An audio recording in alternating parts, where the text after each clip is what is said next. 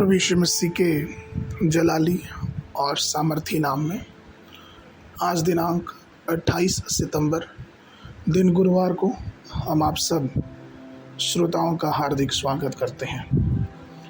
आज के दिन के लिए जो वचन है लिया गया है पहला शामुएल की पुस्तक उसका 16 अध्याय 3 पद।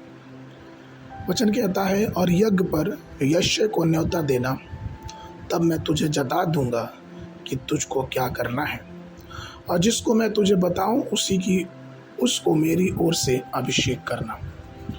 प्रियो, सामुएल ने तेल का सिंग लिया और बैतलहम में यश्य के घर गया। उस नगर के बुजुर्गों ने स्वयं को पवित्र किया और उस यज्ञ में भाग लिया।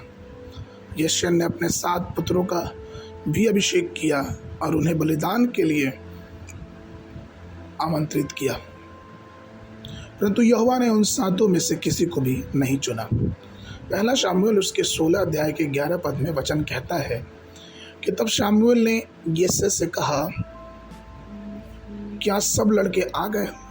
वह बोला, नहीं, लहुरा तो रह गया और वह भेड़ बकरियों को चरा रहा है। शामुएल ने यिशै से कहा, उसे बुलवा भेज, क्योंकि जब तक वह यहाँ न आए तब तक हम खाने को न बैठेंगे। उसी अध्याय के 12 और 13 पद में वचन इस प्रकार से कहता है कि तब वह उसे बुलाकर भीतर ले आए। उससे तो लाली झलकती थी और उसकी आंखें सुंदर और उसका रूप सुडैल था। तब यहोवा ने कहा, उठकर इसका अभिषेक कर, यही है। तब शामुएल ने अपना तेल का सिंग लेकर उसके भाइयों के मध्य में उसका अभिषेक किया, और उस दिन से लेकर भविष्य को यहोवा का आत्मा दाऊद पर बल से उतरता रहा। तब सामुएल उठकर रामा को चला गया। प्रियो, कैसा अद्भुत अभिषेक और क्या ही अद्भुत मोड़।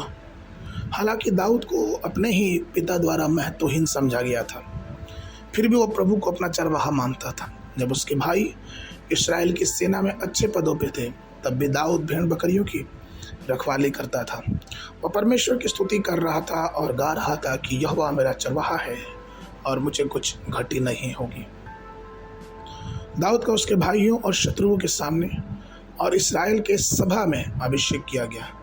इस विषय में दाऊद कहता है भजन 23 के 5 में कि तूने मेरे शत्रुओं के सामने मेरे लिए मेज बिछाया था, तूने मेरे सिर पर तेल मला है, मेरा कटोरा उमड़ रहा है।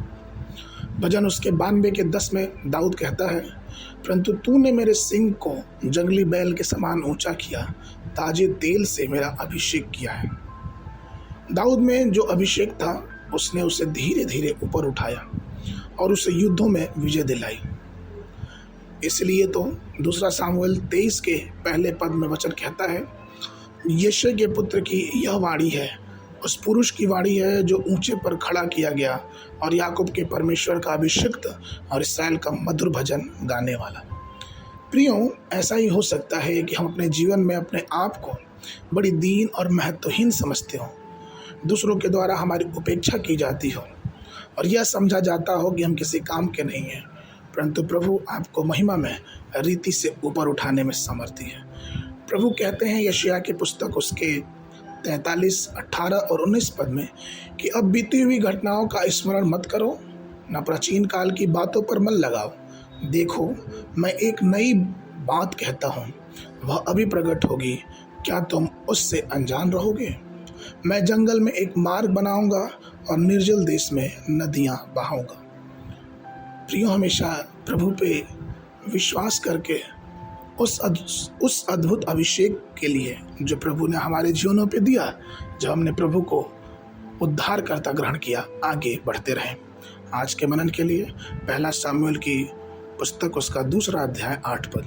वह कंगाल को धूली से उठाता और दरिद्रों को घूरे पर से निकाल कर खड़ा करता, ताकि उनको अधिपतियों के संग बैठाए और महिमा युक्त सिंहासन के अधिकारी बनाए, क्योंकि पृथ्वी के खंभे यहोवा ही के हैं और उसने उन पर जगत को धरा है। बाइबल अध्ययन के लिए सुबह के समय यशायाह नबी की पुस्तक उसका 5 और 6 अध्याय, शाम के समय इफिसियों की पत्री उसका 1 अध्याय। परमेश्वर आप सबको आशीष देवे।